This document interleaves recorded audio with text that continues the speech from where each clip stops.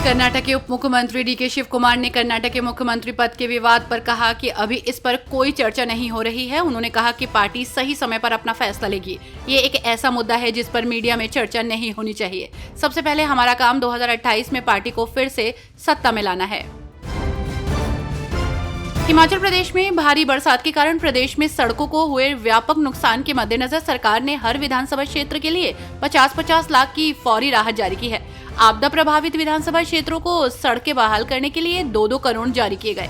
लोक निर्माण मंत्री विक्रमादित्य सिंह ने बताया कि राहत कार्य प्रभावित न हो, इसके लिए सबसे पहले सड़कें बहाल होना जरूरी है। दिल्ली की एक कोर्ट ने स्वाति मालीवाल से मारपीट मामले में अरविंद केजरीवाल के पीए रहे विभव कुमार को 3 से 15 अगस्त तक श्रीलंका जाने की इजाजत दे दी है।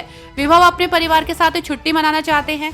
अदालत ने कहा कि पारिवारिक कारणों से यात्रा की अनुमति दी जा रही है और इससे न्यायिक प्रक्रिया में कोई बाधा नहीं आएगी। विभव कुमार फिलहाल जमानत पर हैं।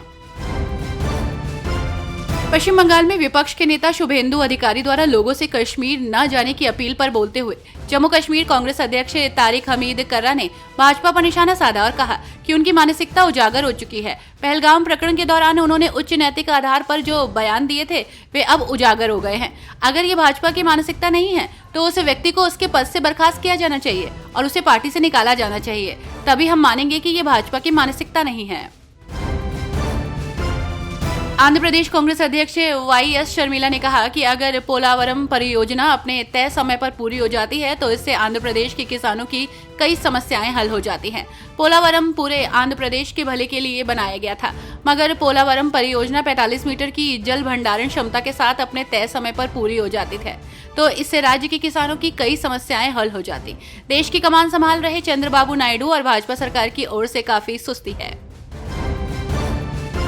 केंद्र सरकार की ओर से रोजगार मेलों का आयोजन किया जा रहा है, जिसकी जिम्मेदारी केंद्रीय मंत्रियों को सौंपी गई है। इस कड़ी में ओडिशा की राजधानी भुवनेश्वर में आयोजित रोजगार मेले में केंद्रीय शिक्षा मंत्री धर्मेंद्र प्रधान ने मोर्चा संभाला और युवाओं को रोजगार सौंपे। कार्यक्रम की शुरुआत मंत्री के भव्य स्वागत के साथ हुई और इस अभियान के तहत 51,000 से अधिक युवाओं को नौकरियां देने का लक्ष्य तय किया गया।